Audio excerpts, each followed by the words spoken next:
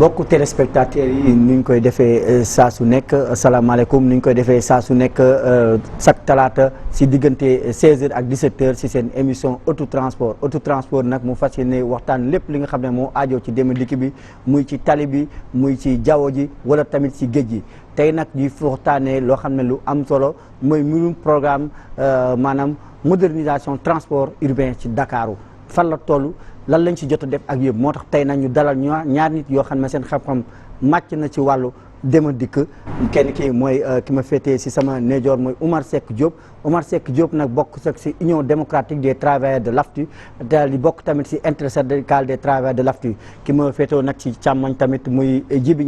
Ndiaye koo xam ne nag transporteur la moom nag nekk membre conseil d'administration AFTU galaa nag ñuy sóobu ci waxtaan ñu may leen nag ñoom ñu daal di ñëw ñu commencé d'abord ci sama nijoor mooy Oumar Seck Diop mu nuyoo ak téléspectateur yi. waaw salaamaaleykum wa rahmatullah Théodore ñu ngi lay nuyu di nuyu président Djibi Ndiaye di rafetlu émission bi di wax salaamaaleykum àdduna salaamaaleykum waa AFTU fi ma jógee maa ngi leen nuyu bu baax. Djibi Ndiaye. asalaamaaleykum Théodore ñu ngi nuyu waa Walfadjri yëpp.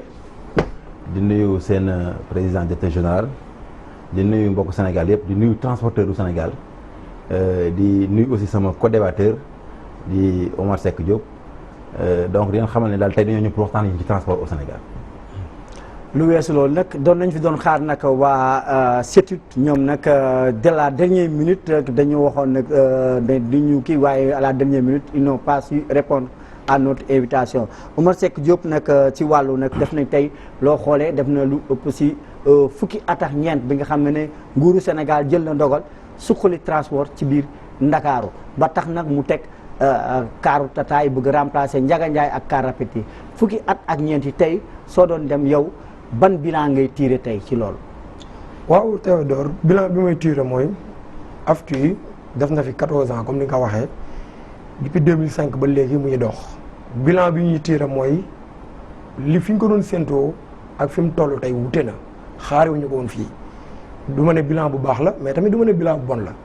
mais maanaam fi ñu ko doon séentoo ne du defee sax 5 ans dina fa egg daf na 14 ans xaaju sax ba ko fay jege kon nag du ma ne bilan bu bon la mais du ma ne bu baax la mais daal si bu bon la gën a jege que ñu ne bu baax la. ndax lan parce que liñ ci doon xalaat ak lim demee bokkul. parce que li ñu xamoon mooy AFTU dañ ko fi indi pour changer parking automobile bi jëlee fi super yi fi nekkoon ak Ndiaga Ndiaye indi fi ay minibus Tata yoo xamante day am personnel receveur ak chauffeur ñii di xëy ñii di gontu ñu dafa leen ay contrat de travail ñuy dem congé leen versel IPRES leen versel caisse loolu lépp lañ waxoon ne da ci am tey jii aujourd'hui loolu lépp dara amu ci loolu jusqu'à présent loolu amu ci kon nag du ma ne lu baax la. lu bon la gën a jege que lu baax mais liñ ci mën a jàpp lu bon mooy au moins jël nañ ay doom réew mi ñu ciy liggéey mais liggéey boo xamante yaa ngi ciy liggéey pendant 14 ans amoo ci benn yokkute maanaam boo moytul dañ ciy dellu ginnaaw ndax parce que ba ngay dugg tey ji AFTU mënoon ngaa nekk ab célibataire ñëw di ci liggéey tey yàlla dogal am nga jabar am nga benn am nga ñaari doom say charge doublé na yokku na triplé na mais yow sa koom-koom yokkul fa nga commencé woon rek fa nga nekk ba léegi kon yow yaa ngi dellu ginnaaw. nit moom ku yokku la yaa wàññi kon nag AFTU mun nañ ne yokkul fa mu taxaw la taxaw ba léegi deful benn pas. Djibi dégg nga kàddu yi Oumar Seck Diop wax ci au nom des travailleurs ci wàllu bilan programme modernisation transport urbain ci Ndakaaru yow nan nga ko gisee ci li mu wax. très bien encore une fois di nuyu ñëpp man bu may wax damay wax transport urbain globalement au Sénégal parce que mission AFTU lan la woon. mission AFTU moo doon moderniser le transport urbain en 2005 ñu commencé avec 505 minibus à Dakar avec plus de combien de travailleurs plus de 1500 travailleurs ak des lignes précises fixes une tarification ak même ay li ñuy wax ay terminaux électroniques loolu boo yee tey ñi doon def transport vers les années 70 ngeen tey am na benn système bu nekk Dakar nii ak nii lay doxee. wax leen loolu duñ ko mën a gëm donc il y a eu avancé sur le secteur des transports urbains beneen bi ñu ne AFTU bu demee ba am 5 ans danañ ko yóbbu dans les capitales régionales def nañ ko yóbbu nañ ko Diourbel yóbbu nañ ko Thiès yóbbu nañ ko Ziguinchor yóbbu nañ ko Tamba yóbbu nañ ko Thiès yóbbu nañ ko Kaffrine donc mënuma wax un bilan négatif de l'AFTU foo dem nag ci secteur boo dem am na ay revendications je ne dis du ma wax ne tout est parfait lépp baax na mais li ma wax nii loo xam ne amul woon Sénégal il y a 10 ans 15 ans ci ginnaaw c'est grâce à l'AFTU moo tax ñu réaliser ko parce que AFTU bu ñëwee Dakar départ 2005 tey sur 14 capitales régionales yëpp tey ñoo nga fa ay oto fay daw def ticket def ay lignes fixes di jël employé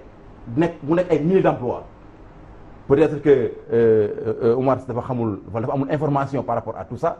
mais loolu dañ ko war a boole ci bilan bi dañ ko war a boole ci suqaliku transport dañ ko war a boole ci li nga xam ne c'est un résultat boo xam ne départ na depuis 2005 te ci reenu AFTU la génne parce que dama ci yokk teew bu ma daggagum parce que dama ne li waa AFTU remboursé ci seen ay crédit jël nañ ko élargir ko ba ay yeneen doomu Sénégal nekk dans les capitales régionales di ci liggéey tey am ci non seulement seen sutura am ci seen teranga mu tamit nekk lu bees dans les capitales régionales. je pense que loolu c'est un bilan positif de la. daal bon suñu waxee si offre de service bi nee nga am na coppite. waxuma nee nga si c'est pas vrai da nga naa ma du dëgg.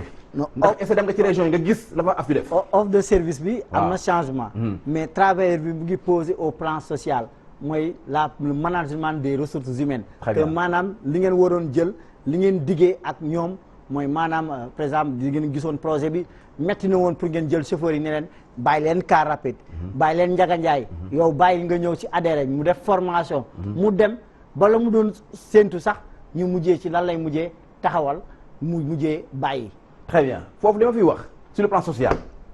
te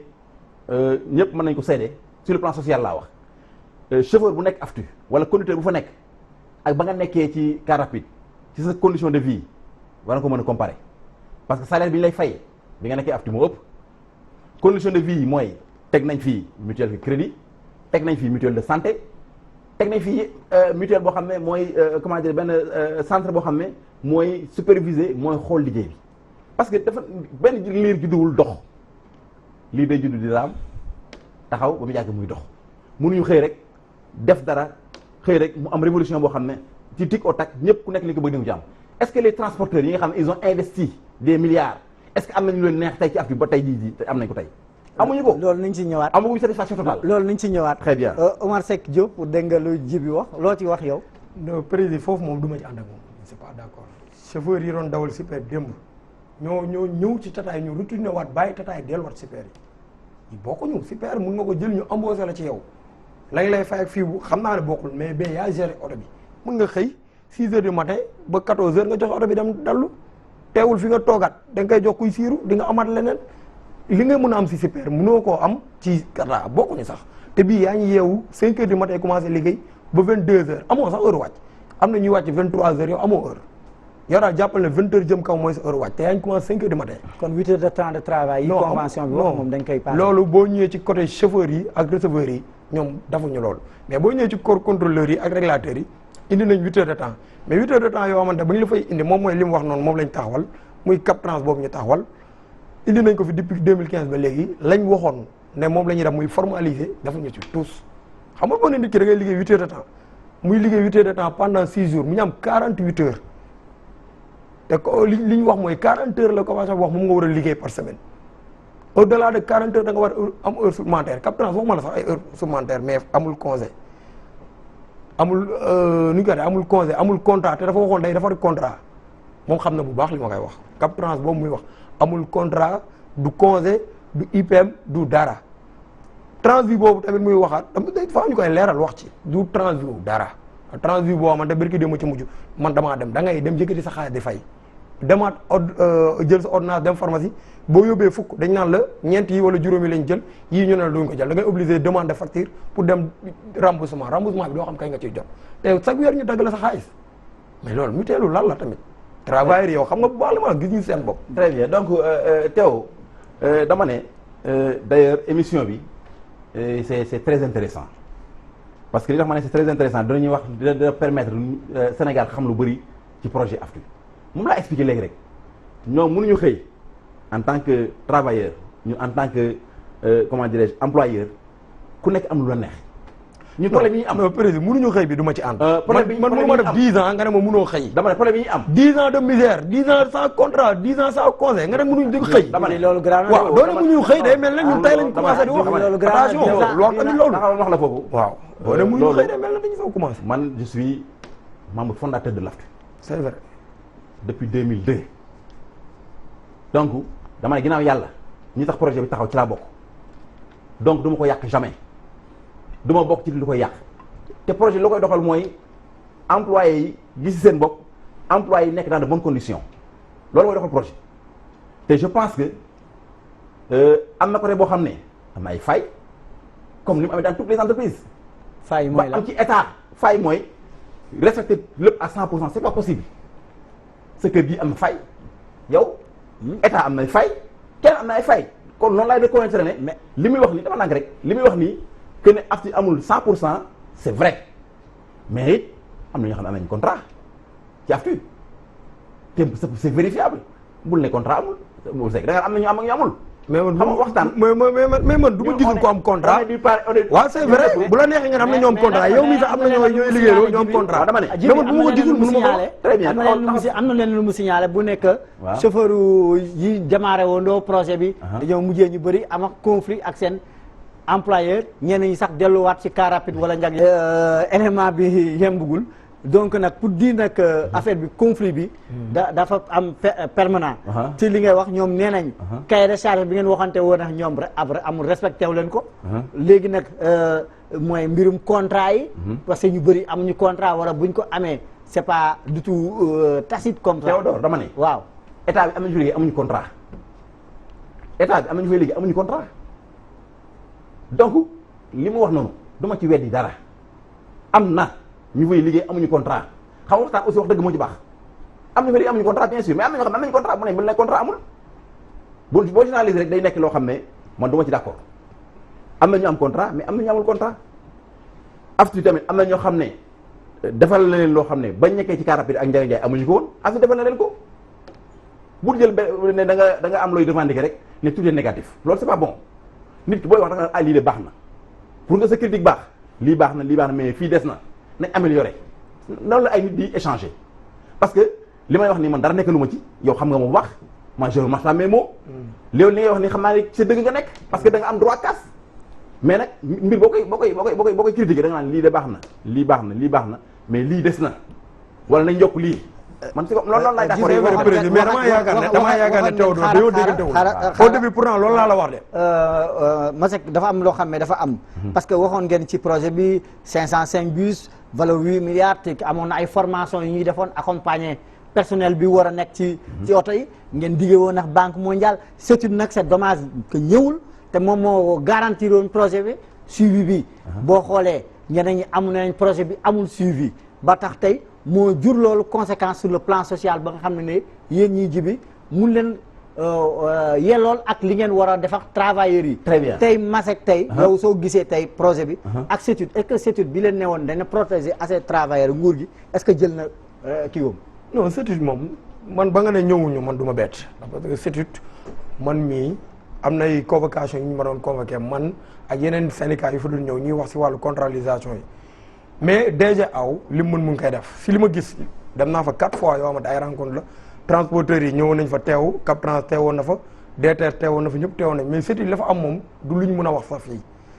aw la ko war mu ngi koy def madame bi lañ fa mais dafa amoon ay espion laa lu mën a tuddee wala ay nit ñu nekk CETUD yoo xamante lii mu jàll arrangé wu leen xaw ma nag man xaw ma Cheikh Diop sax mu ngi may signalé ne élément bi yemb na si wàllu chauffeur yi nga xam ne ay receveurs yoo xam ne ñoom dañoo liggéey ay receveurs yoo xam ne dañoo jotoon liggéey ñu xëy dàq leen te li ñu leen waxoon ci projet bi nee nañ gisuñu seen bopp ñu ñëwaat. chauffeur yi ñu formé woon boo xoolee tey projet bi kenn desatu si biir projet bi fii si tata yi dàq nañu ñëpp te li gën a garaaw tata yi chauffeur bi da koy dawal pendant 5 ans fay bor ba parce que oto bi dañ koo leb du ko transporteur bi ko jëndi direct daf ko leb moom mu tëdd këram chauffeur bi receveur bi daw ko ay millions 25 millions 26 millions fay ko ba pare ñu xëy jaay oto bi buñ ko jaayee ñu ne waa ji ñu ko jaay nekkal ak chauffeur bi bu ñu nekkee ak yow 1 mois 2 mois ñu dàqal yow nga ñàkk say droit tey boo wàññee oto yi njëkk a wàcc bu dee 500 la presque 200 et quelques yëpp jaay nañu leen. chauffeur bu amul mais bu contrat de travail amoon chauffeur yi ñu am seen IPM kenn du wax ma doon dawal nekkoon délégué minibus Tata yi woote pour ñu embaucher ñu dàq ma Transvi bi nga xamante ne ñoom ñoo ko créé si seen biir ñu ne chauffeur bu fa cotisé wul 7200 francs ñu dàq la. ci Tata yi laa doon liggéeyee xëy 4 heures du matin wàcc 22 heures xam nga loolu métti na ba léegi nag dakkul ñi ciy liggéey ñoo ngi bëgg a dee amul embauchement amul dara da ngay def benn erreur bu ndaw ñu dàq la amul sax avertissement gars yi dañu téye seen salaire ba le 15 xam nga loolu neexul jaaduwul. bulletin de salaire amut embauchement amut xëy heure amut wàcc heure amut oto yi day mat ñu jaay te bëgg nañ nag état bu bees bii nee nañ rupture la ñuy def nañ ñu dimbale Tata yi am rupture la ñu bëgg ñu ne ñu am ko ñun dañu yori doom di ñu war a jàng ñun dañuy dem retraite joxuñu retraite joxuñu dara boo xëyee te ñu indiwaat ci encore leneen ñu bañ a jël ñaari chauffeur ñetti chauffeur la ñuy def ñaari oto kaay demal ma voyage Tata yu diggeewu noonu loolu dañ ne. autorité bi fi nekk boo xamante ni moo waroon yiir transport Ndakaaru ñu koy wax CETUD dafa jeng depuis 2005 maa ngi ko wax te du ma si jóg CETUD dafa ànd ak borom alal yi bàyyi baadoole yi état lu mu bëgg a xam ko tey bu gars yi bëggoon xam li xew si biir Tata yi 24 heures renseignement yëpp ñu jot ko projet bi Tata yi bi ñu commencé ba léegi amul lenn loo xamante ni te parce que am na xamante ne inscrire woon nañu si bu njëkk ba léegi amuñu affaire bi papa yaay doom la benn gang bu taxaw ñoom seen biir ñoom ñooy séddoo oto yi saa su ne chauffeur bu ngang ñu dax Jibi gis nga élément bi ñii duñu seen kanam du ñu bees si yow noo ko gisee ak témoignage ak lu ñu wax ñu ne sax dem nañ ba ne transporteurs yi ñoom ñooy séddoo oto yi ak seen i doom wala seen jërbaat affaire bi finalement gestion familiale la ci biir ñi nga xam ne ñoom dugal nañ seen oto am na ñoo xam ne ñu bëri ñu ngi toog di xaar ba léegi te dugal nañ seen oto. très bien donc Théo man li may wax rek projet bi sama doom la donc li ñu wax ni lépp man ñëpp xam naa leen ñoo départandoo projet bi ñoo ci doon liggéey ensemble mais dañoo wax changement de véhicule maanaam nga am oto bu màggat nga ñëw ñu changé la ko ndax ku amul oto bu màggat war nañ laa mën a jox oto. mais est-ce que changement de comportement aussi bokk ci. foofu laa jëm si. parce que yow mii nekkoon genre nga bëgg informel. très bien mooy maanaam da ngay ñëw. taxaw waaw paan nga gasoil wala lenn ñu xëy parce que man démb yéeg naa am na benn Tata boo xam ne bu ma gis ci autoroute bi. mu paan gasoil. est-ce que rupture bu ñuy wax am na. foofu laa jëm si dama ne xam nga bu doo jël benn cas spécial wala spécifique nga bëgg ko généraliser boo ñuy wax rek dañuy wax sur un pourcentage boo xam ne mooy li ëpp solo maanaam 95% wala 98% ndax li ñu indi am na njariñ mais boo jëlee 2% yi bëgg ko généraliser du nekk du am sens logicien nga xam nga li ma wax donc mbir mi man damay xool le point de départ ak le point d'arrivée maanaam tey en 2005 fu ñu nekkoon ak fu ñu nekk tey en 2019 fu ñu nekkoon en 2005 mooy oto yoo xam ne amuñu ligne oto yoo xam ne amuñu ticket oto yoo xam ne amuñu ay terminaux électroniques et ñun ñoo créé receveur bokk mos a bokk ci incorporation transport privé loolu AFTU moo ko créé donc receveur yi nga gis ñu nekk dugaleen AFTU ñoo xam ne amoon nañ brevet ñoo xam ne amoon nañ bac liggéey yu ñu leen woon ñoo xam ne amoon nañ jàngoon nañ tuuti te amuñu liggéey. mais receveur bokk na si code des si kiiwu code des droits des transports sénégalais. sur le transport urbain laa la wax. transport urbain sur le transport urbain privé. AFTU moo ko indi. mais presque rôle boo xam ne receveur bi ñu ngi koy méngaloo ak presque apprenti. je parle de receveur waxuma apprenti. waaw receveur laa wax. waaw donc benn corporation boo xam ne la AFTU moo ko développé moom laay wax rek expliquer léegi dama ne mbir boo bëggee mu baax da nga naan lii baax na mais lii am na lu ñu war a def am na lu ñu ci war a améliorer mais bu ne dara baaxul faut pas mettre table rase. loolu la ñuy wax table rase. mais receveur bi méngale nañ ko ak aide chauffeur. ci yéen ci transport privé méngale nañ ko ak aide chauffeur. mais c'est ce qui est vrai moo tax dama ne mbir mi nañ ne lii baax na mais lii des na ñu ànd ci loolu mais dara baaxul loolu mën laa d'accordul tey sur 14 capitales régionales 13 yëpp AFTU couvrir ko. te lépp ci projet bi la démarré ngeen ne projet bi baaxul loolu mënu ma ko d'accord. mais est-ce que bu ñu nee projet observation générale mais projet bi est-ce que dañu ne baax na si bu yéen transporteurs yi mais au plan social comme kii li mu expliqué nga feebar pour nga sa doom faju la ñu waxante yow si cahier de charge ne transporteur bi mooy si bottali ñeneen ñi duñu cotiser alors que chaque weer yow ñu dagg la fekk transporteur boobu moom du respecté cahier de charge bi war a versé lu mu war a versé te yéen ngeen nekk en association normalement yan condition ngeen teg pour que seen morom bi nga xam ne day jalgati yoon ngeen mën ko redresser parce que am na ay sanctions yoo leen prévoir au plan inter pour que seen camarade bi nga xam ne moom du respecté cahier de charge yi du verser par exemple lu mu war a def ay daan tegu ci kawam lan ngeen def lan yan condition ngeen créé loolu laa expliqué ne la boo demee 98% yi des opérateurs ñi ngi def li ñu war def ak seen personnel Transvi actuellement waxuma la Sénégal mais sur le plan mondial exemple la parce que lu mu def musul am Sénégal Transvi man maa piloté dossier bi ko BIT muy Bureau international du travail indee Sénégal man maa piloté dossier bi ba nañ ko créé en 2008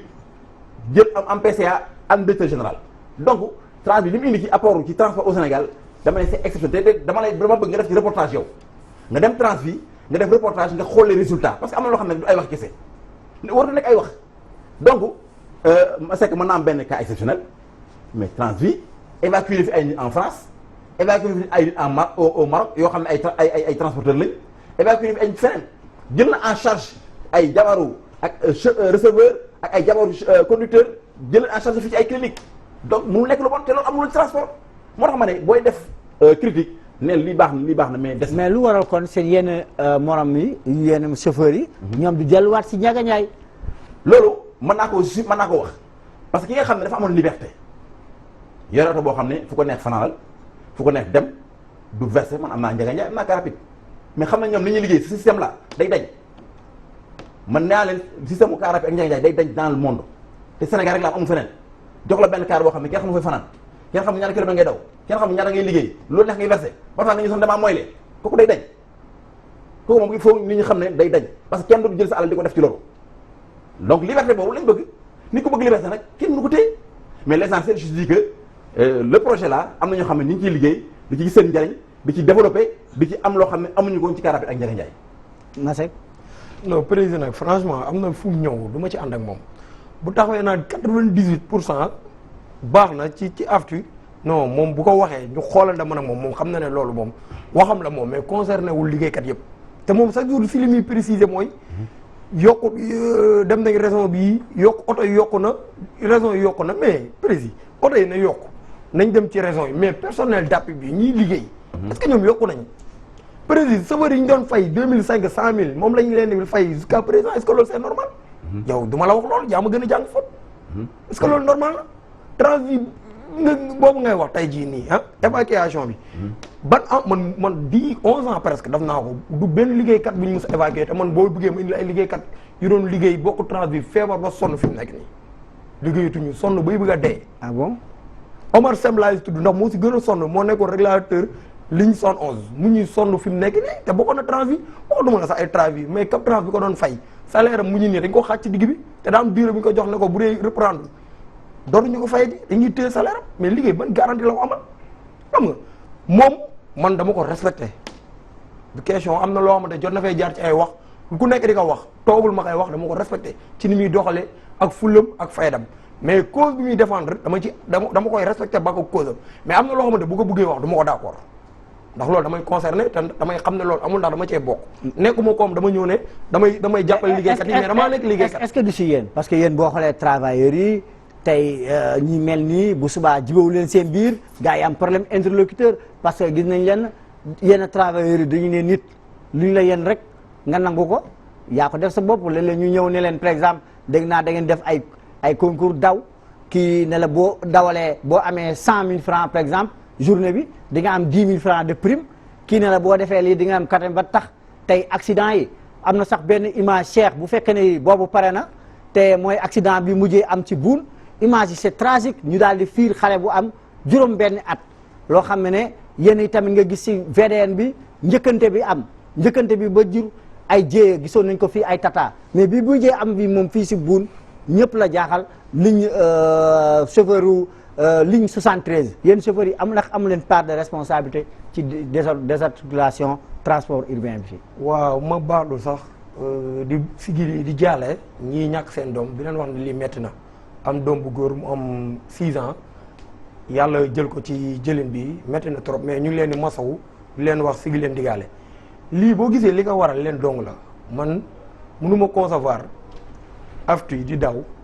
chauffeur boobu day ñëw présenté wu tey permis rek suba ñu jox ko oto ne ko xeel loolu warul mun a am ci ni aftu ni ñu programmé aftu ni ñu waxoon na aftu di demee nga xam te chauffeur bi war naa mën a ñëw ne dafa bëgg a liggéey dem sitit ñu defal ko benn formation au moins defal ko benn attestation mu téye ko ñëw présenté ko direction aftu ñu soo ko autorisé muy dawal au moins waroon naa demee noonu mais da nga gis comme dafa la lay jugee lijjanti yi ba am permis rek ñëw ñu jox ko oto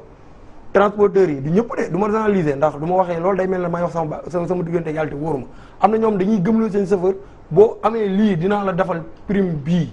kooku nag loolu tax bu gisee benn oto bu yeb ci li ñu yeb rek du am jàmm. ah kon du si yéen. parce que yéen xam ngeen ne yow professionnel xam nga ne nit nu mu mettiwee responsabilité civile nit nga xam ne da nga war a yeb ay nit te amoo qualification professionnelle pour yeb nit ki nga dem si transporteur bi ne ko kat jël ma mën naa lii ak lii te xam nga ne ba ngay wax sa akulaay taalaay xam nga ne loolu mënoo ko te jëyee ngay jóg. xam nga loolu day ñëwaat ci li président wax sànq lépp parfait wul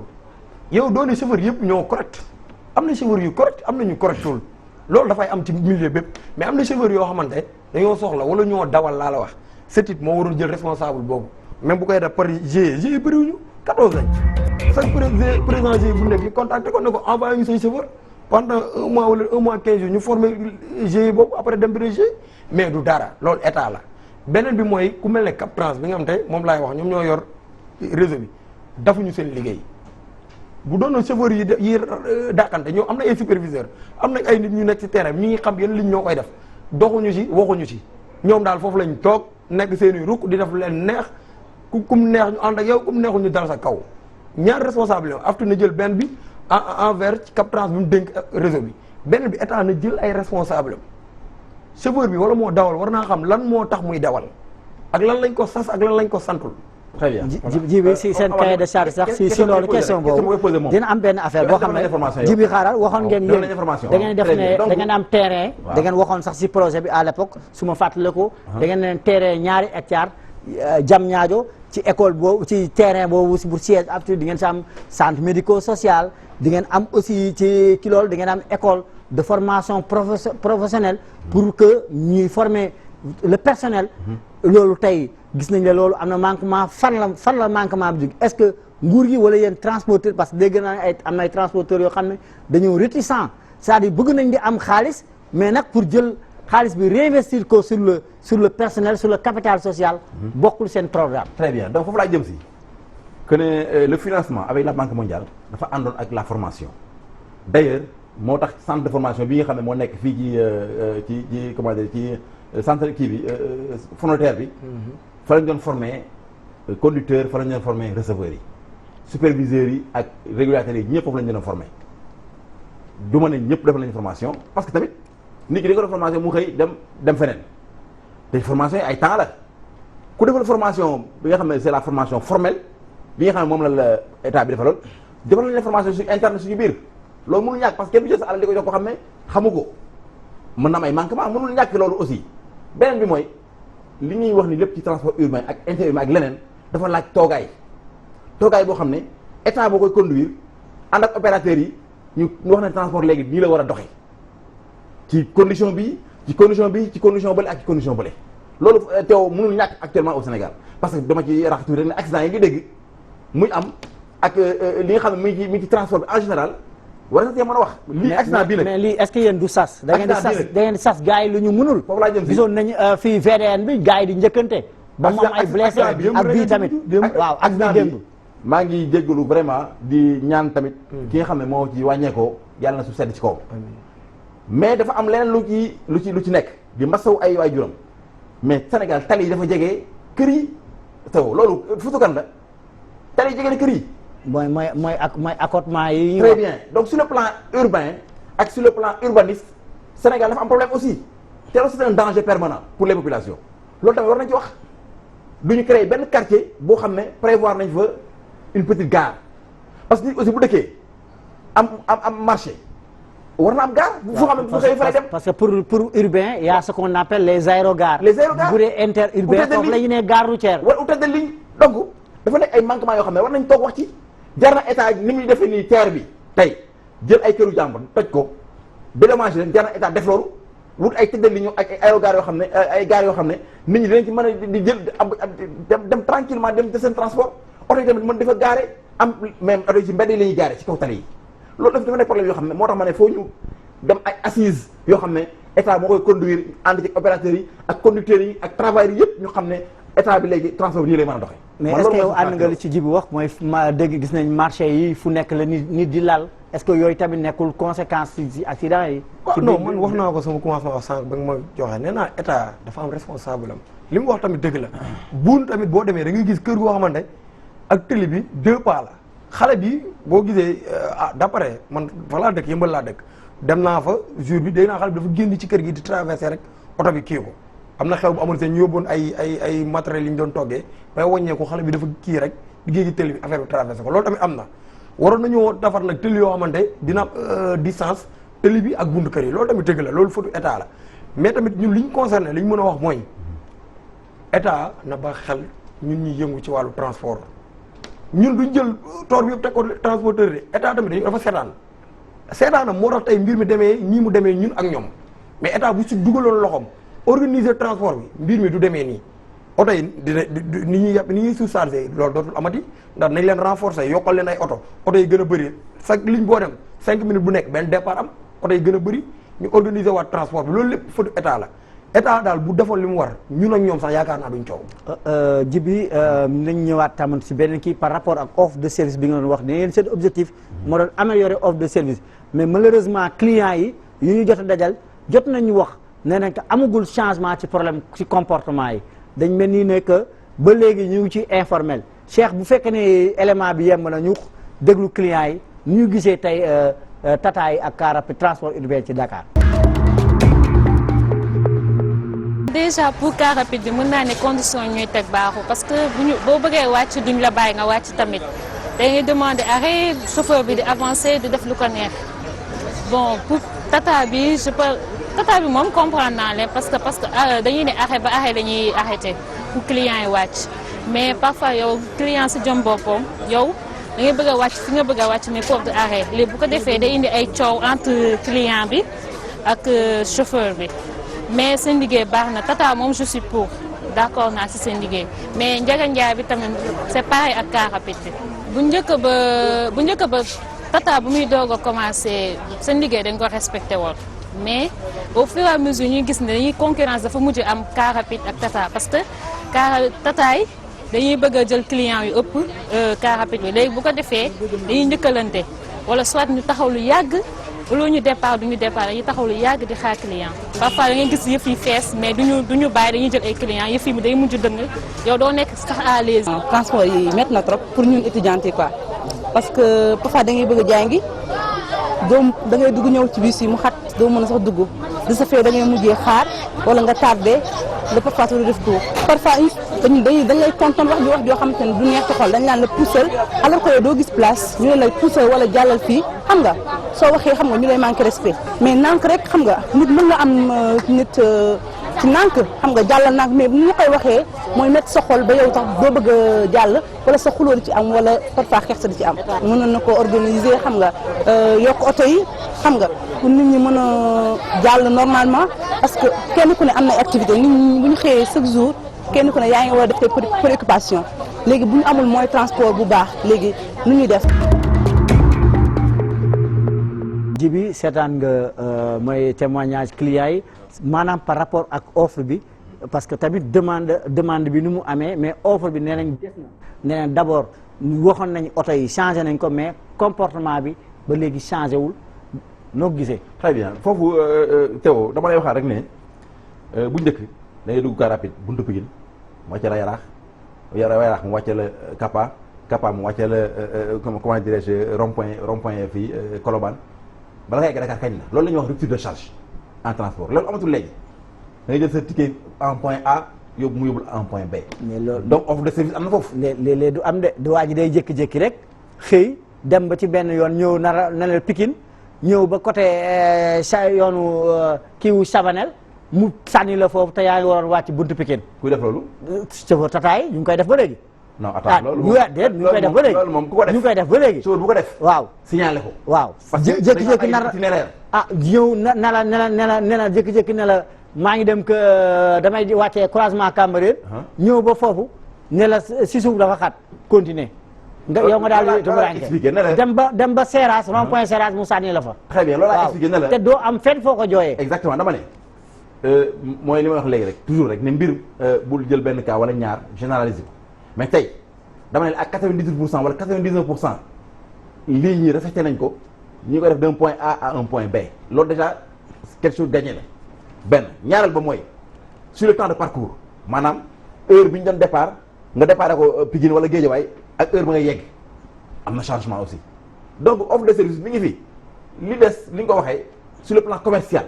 je suis d'accord que ne dina am ay manquement mais loolu lépp dafa nekk mbir moo xam ne dañ ko war a jubbanti dañ ko war a nekk mbir moo xam ne dañ ko war a xoolaat mais offre de service bi par rapport ak car rapide ak Ndiaga Ndiaye bi vraiment changé na. mais léegi yéen ci yéen côté transporteur lan moo doxul ci projet bi ci yéen ba tax tey ngeen. man tey je l'ai dit ma ne tey war nañu xool la concurrence déloyale parce que concurrence déloyale mooy lan mooy clando yi nekk Dakar ñaata clando yi nekk Dakar ay minicar KL TH DL lu kenn xamul mi ngi Dakar benn ñaareel ba mu waxuma minibus yi de mais am na yenn clando yu ndaw yi nga xam ne ay 5 places lañ ñu ngi fees dell biir Dakar beneen bi l'accès à la capitale c'est-à-dire tey oto yi dañu egguñu duñu egg hôpital principal duñu egg hôpital Dantec loolu dafa nekk ay manquements yoo xam ne te on est en transport urbain fu nekk oto yi dañu fa war a mën dem benn ñaareel ba mooy boo desee ci personnel bi tey ji le personnel ne se donne pas à 100% man ci li ma gis parce que mbir bi dafa war a nekk mbir moo xam ne da nga koy approprier da nga koy moom dégg naa ci reportage bi ko wax ne voilà oto bi da ngay dem 1 an 5 ans ñu jaay ko mais jaay oto ça kooku ça doit exister dans le transport man transporteur yow transporteur nga mën nañ jaayante suñu oto moom transporteur mën nañ jaayante suñu oto loolu daa mës a am musul ñàkk ci transport peut-être ñoom dañ koy doo ko xam mais ñun ñi nga xam ne avant aptitude di fi nekk am nañ ay oto dañoo mës a jaayante ay oto donc loolu kenn mu ko fi jëlee man kenn mu ma teema am oto sama oto moom ko ma jaay. mais est-ce que projet bi permettre na leen ji bi mooy maanaam période bi ngay jaay oto sa xarit bi nga xam ne moom mu ngi préposé oto mu ngi nekk ci karak bi te moom mu war a am tata amagul tata yow transporteur bi nga fay sa traite mu jeex nga jaay oto bi keneen koo xam ne nekkul woon en position mu ñëw dugg ci circuit bi est-ce que yoon bi permettre na leen xam nga projet bi démarrage bi lan mooy kii bi lan mooy objectif bi mooy changer les cartes loolu mooy amul leneen amul interdiction koo xam ne dem na ba jaay oto fay oto ba mat mu am levée de gage am dindi gage am moom oto bu ko neexee mu jaay ko bu ko neexee mu taal kooku moom projet bu ñu la ko tey def mais l'essentiel mooy jaay bi échange kese la parce que oto bi boobu même bu ñu ko jaayee sur la même ligne lay daw sur la même ligne mais c'est le même système du changer day changer de propriétaire tout simplement du changer mais partout dans le monde ku neex nga am sa la nga jaay ko kooku kenn mënu ko tere un privé. Omar Seck ànd nga si. non loolu moom comme ni ko pas moom ni mu ko analyser mais ni ko sëñ bi waxee man laa koy kiiwee te dafa fréquent ci AFTU. da ngay jël oto mu xam ne li may wax moom président jox ko benn chauffeur mu dawal ko 6 ans 7 ans oto bi traite am mën na chauffeur bi yaakaar ne comme que yow da nga doon fay traite chaque weer am na loo doon dindi di yóbbu jeex na nga yokkal ko sax au moins mu am benn augmentation yow da ngay tëb rek jël oto bi jaay ko yu si bëri dañuy tëb jaay oto bi jaay ko am na ñoo xamante si terminus rek lay fekk ne la oto bi maa ko jënd affaire yooyu xool ne la waa xëy na xëy ñaar fan ñett fan non am naa benn chauffeur jox ma sama caabi léegi yow nga liggéey ci ak transporteur boobu 6 ans 7 ans xëy mu jaay oto bi léegi yow moom du contrat de travail mu la léewoon dalaa jëloon noonu ngay xëy di wàcc mu lay fay léegi yow ngay jaay oto bi rek bëgg a débarrassé wu ci moom mais code bi waxul loolu li mu wax non code bi waxul loolu nit ki am na délai boobu boo ko liggéey ak moom rek dañ ko war a defal contrat CDI muy nga bind ko nga bañ koo bind am na ñoom xam nañ bu baax li ma ndax moom dem na inspection travail demati na fa xam na li ma la wax waaw tout défaut d'écrit loolu article L40 moo ko wax L40 boo demee code du travail moo ko wax tout défaut d'écrit boo bañee bind nit ki contrat ngeen liggéey benn délai bi rek contrat CDI dox na seen diggante kon nag mënoo ñii nga liggéey ba contrat dox seen diggante nga nangu ko nga bind ko nga bind bi contrat dox na seen diggante nga xëy rek jël oto bi jaay ko moom mu ñëw di wax nga ne ko oto bi jaay naa ko amatuma oto mu ne la léegi ma ne yow nu ñuy def nga ne lan la ñuy def moom mu dem ci yoon ngeen dem ci yoon loolu bëri na af trop du xaaj du jeex. donc Djibi yaa ngi gis lu muy wax mu ne jurisprudence mooy invité wu parce que bu ñu xoolee. boo amee ñaari CDD. te waxoo libéré woo sa travailleur mu continuer dañuy jàpp ne dans le code du travail que c'est un CDI. te moom loolu nag mu dem ba 7 ans 8 ans. est-ce que amu leen si responsabilité foofu laa jëm si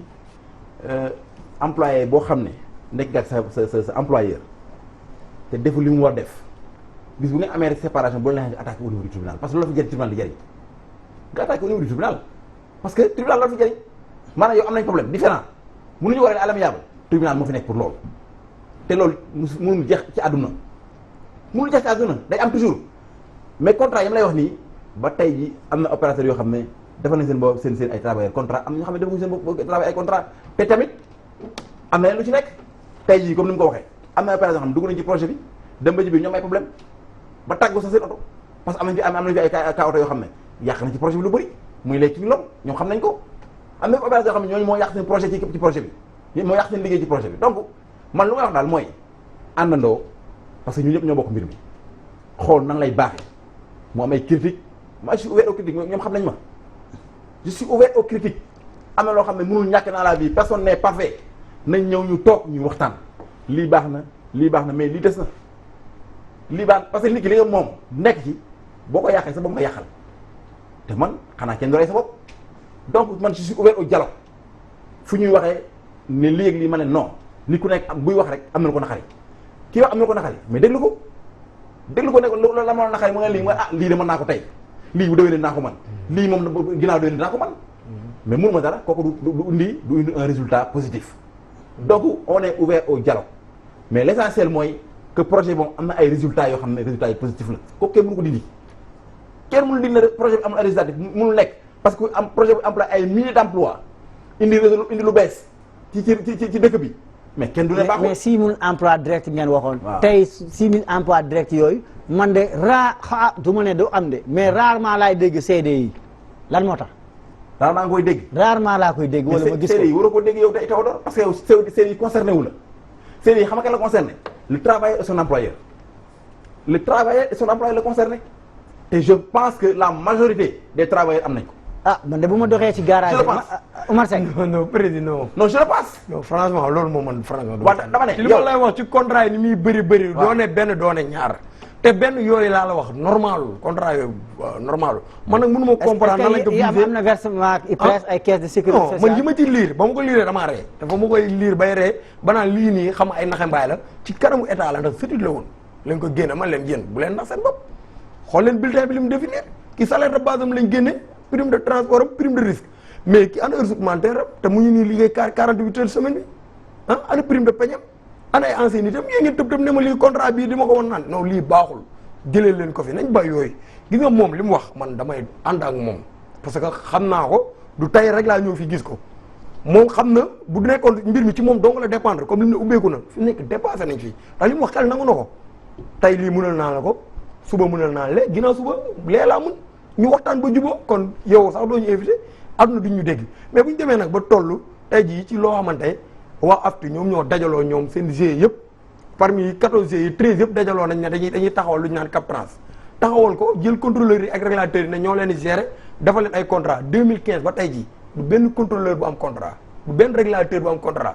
ñu teg fa benn waay boo xamante li muy def xamu ci tous dara xamu ko ci muy pas depuis moo fa nekk Cap Trans Mbaye Amar taxaw nekk président bi seetaan koog liggéeykat yi dalay fay tey dalay dagg sax da ngay ñëw ñu dagg sa salaire nga dem di revendiquer xoolal du la tontu du la expliquer perte nga noonu ngay mais yoon am na lan moo tax dem leen yoon mais ñuy ci ñun ñoom duñ may déglu xam nañ li ma la jugement bi dem na ba génn recours am na ci ñuy dem ak ñoom ci yoon ñuy yéeg ak wàcc mais dama ne buñ bëggee mbir mi dox ku nekk li nga mën xam nga ko gérer ko loo mënul nga am ngor wala nga am grandeur bu dee yow transport ñor na la nga xam ne mënoo ko bàyyi ki ko mën mu def ko man loolu laa gëm mais ñoom xam nañ ñoom seen biir xam nañ kii et kii li mu mën xam nañ ko kii li mu mënul xam nañ ko mais ay kii ma neex rek kii fii nekk loolu moo tardel AFTU te président xam na li may wax. Djibi est-ce que précarité boobu taxul maanaam tey ñuy xool. am na ay chauffeurs yoo xam ne fu mu toll nii. bu ñu demee si projet bi gis nañ ko ñoo xam ne dañuy dem ba seen transporteur yàgg moom ne fu mu toll nii commencé naa sonn joxaat ma njaganjaay bi ma yore woon ñu dellu. am na si sax benn image chauffeur bu car rapide bu fekk ni topp kii nag moom mu illustré loolu que dañuy dem ba sonn ne léegi ñoom daal ñu delluwaat ci car rapide moo leen gënal. urbain bi de moom wax dëgg yàlla fi mu toll moom ñu ngi naan oto yi sax dafa xaw a manqué actuellement waaw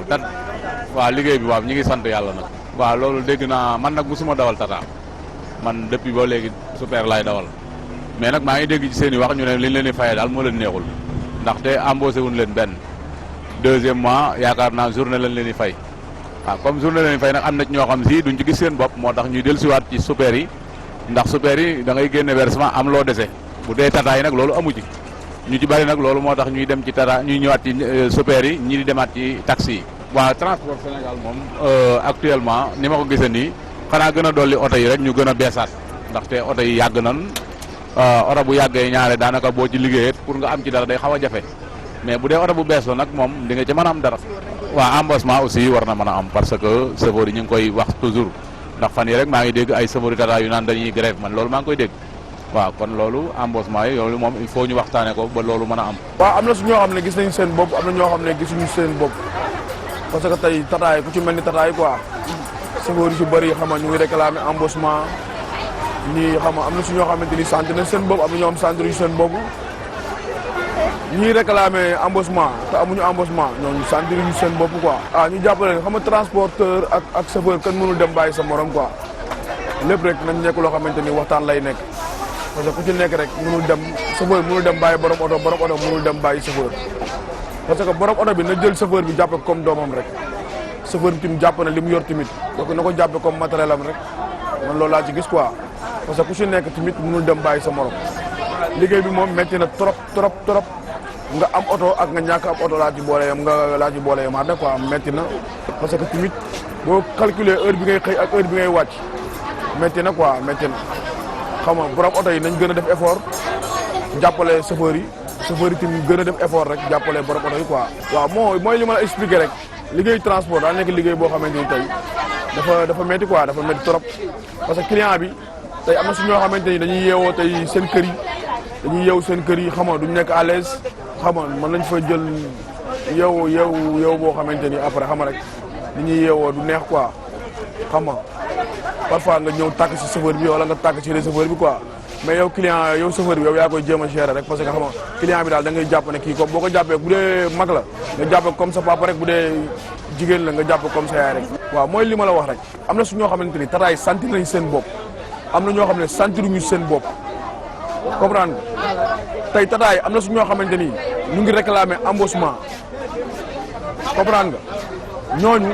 buñ ko amul bu ñu gisee Ndiaga Ndiaye am na ñoom Ndiaga Ndiaye si la ñuy gën a nekk à l'aise parce que man mi si Ndiaga Ndiaye laa jaar emprunté Ndiaga Ndiaye laa woon si laa la nga ba am permis axama après dawal taxi doog a ñëw si tataay quoi. waaw loolu benn côté chauffeur yi laay jox toor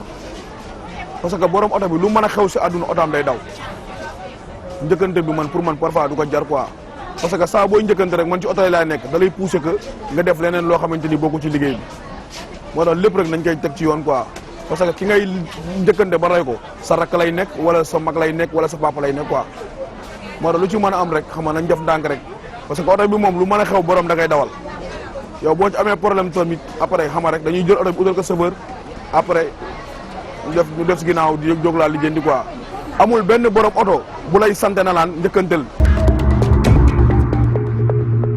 gis nga jibi li ñu wax ci mbir bi ñoom dañuy dem ba sonn maanaam mujjee na demandé dañuy delluwaat ci Ndiaga Ndiaye wala car rapide parce que duñu gis seen bopp. waaw mooy liberté bi may wax rek xam nga nit ki bu fekkee dafa tàmm comme ni ma la waxee yore car boo xam ne du këram la koy gaare heure bu ko neex xëy liggéey def ci poche am bu changement am ñëwee day nekk loo xam ne day difficile moom te changement la changement nag dafa am lu muy àndal tamit di ñuy yaatal xol yi parce que tamit quel que soit alpha mbir mi ñu ñëpp amul benn opérateur yi muy transporteur yi boo seetee 99% yi ñëpp dañoo jaar ci apprenti nekk chauffeur ba nekk tey transporteur quelque rek ñoo ci am chance ñu mel ni man ñoo xam ne jaaruñu ci circuit boobu mais jaar nañ ci beneen circuit ba nekk transporteur tey jaar nga ko di ko pratiquer di ci liggéey mais ñu ci bëri day am foo xam ne foofu lañ jaar mais nag am na loo xam ne tamit boo ko deful ci sa circuit ci sa métier yaakaar naa doo ci mën gaaw réussir donc il faut nga am sa patron nga déggal ko nekk moom di liggéey di jàppalante ak moom mu xam ne kii li muy liggéey kat li muy liggéey li yéene la ma ko mu yéene la jàmm nga yéene ko jàmm parce que loolu c'est important nit ki boo nekkee moom di liggéey moom di nga ko yéene jàmm mu yéene jàmm parce que loolu mooy tax ëllëg nga mën am relation boo xam ne da nekk relation boo xam ne relation buy dem ci kanam la donc nan mbir mi daal nañ ko xoolaat taxaw li nga xam ne moo ci baax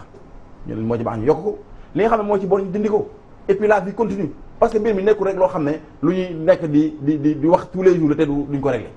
nañ toog waxtaan trouver ay solution moom li wax rek sur le plan du transport il faut que état bi ñu def ci ay assises wax transport bi nan lay doxee. lan la war a def par exemple loo xam ne urgence la fi mu toll nii. fi mu toll nii lan la ma def comme urgence. waaw mooy que concurrence déloyale bi dindi ko ci réew mi ak dëkk bi contrôle intempestif yi nga xam ne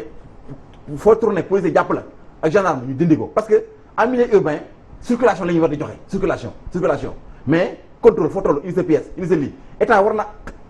superviser oto yi xam oto bu nekk ak numéro ndax oto bi régulier na wala régulier wul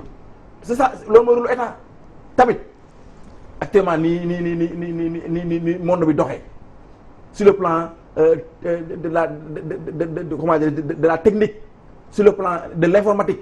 war nañ mën a répertorier oto yëpp ba xam oto boo xam ne oto bu nekk am na vice technique wala am na lii wala amul lële ñu contrôler ko mais contrôle bu à gauche à droite dans les villes sur le plan urbain je pense que war nañ ci mën a gis. léegi surcharge yi ngeen def nag ba clients yi sax di ko wax expliquer. très bien foofu laa lay expliquer léegi dama ne boo demee en Europe dans les villes les plus développées en heure de pointe maanaam heure xëy ak heure wàcc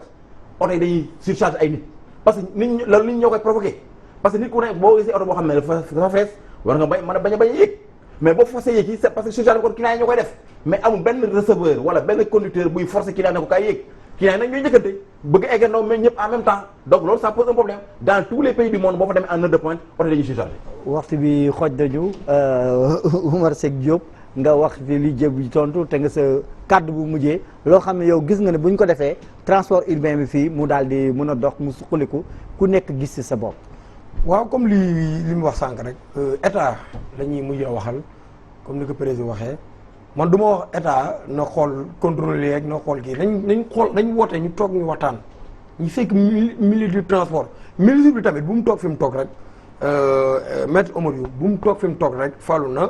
toog na lésew na voilà bu mu def loolu na ñëw wàcc ci terrain bi nit ki nag war nga jomb sax nga ne yow yaay ministre sàngam foofu noonu di yëngatu comme ni transport yëngatoo fi mu nekk nii gisuñu benn réaction bu mu def ah ñun waa AFTU gisuñu ko ndax parce que man li ma gis mooy gis naa dem na dikk def na fa travailleur ngeen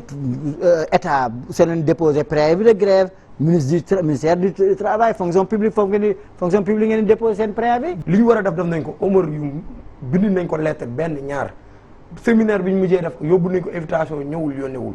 c'est tamit jëlul ay responsable am xamul lu nekk ci ginnaaw mbir mi mais daal état na jóg ñu jéem a xool nuy saafara mbir mi état tamit war na def mais tamit ñoom transporteurs yi war nañoo daf bi mooy yéen lii yéen la ko yàlla déggee yow président oto yi nga am yëpp mënoo ko dawal sa famille ñëpp mënuñu la koo dawalal faaw nga jël chauffeur faaw nga jël receveur kon réeroo warul mën a am waxtaan nay am te jaay doole boobu ñuy jéem a incarné ci biir mbir mi ñu jëlee ko écarté ko nele indi borom xel yi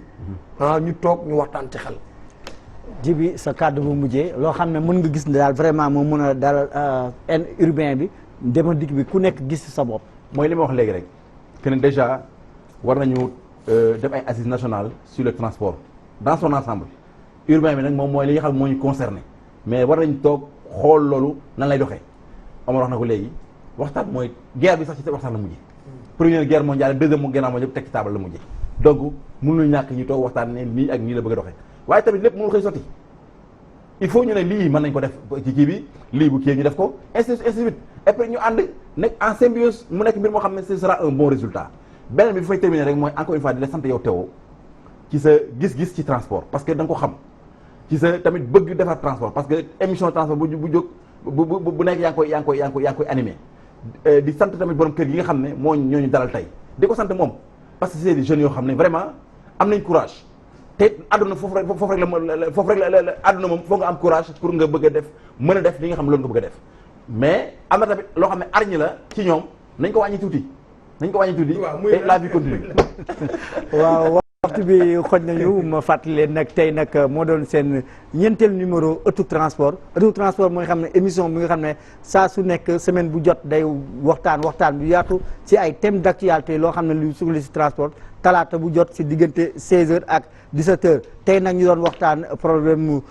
programme de modernisation transport urbain si Ndakaaru ak képp lan moo ci jukkee moo tax ñu dalaloon kii di Omar Seck Diop bokk si intersyndical AFTU ak Union démocratique des travailleurs de l'AFTU ak kii di Djibi Ndiaye nekk transporteur te membre conseil d'administration AFTU j'espère que nag lii waxtaan la woon lépp lu ngeen fi dégg c'est pour partager képp nag koo xam ne gis na yaakaar ne xaw nañ la tooñ ñu jéggal sekkat pour defar moo ñu tax a jug ñu leen dox dig daje kon talaata bi di ñëw même heure ci même télévision mooy la voix des sans voix Walf TV talaata ci diggante 16h ak 17h.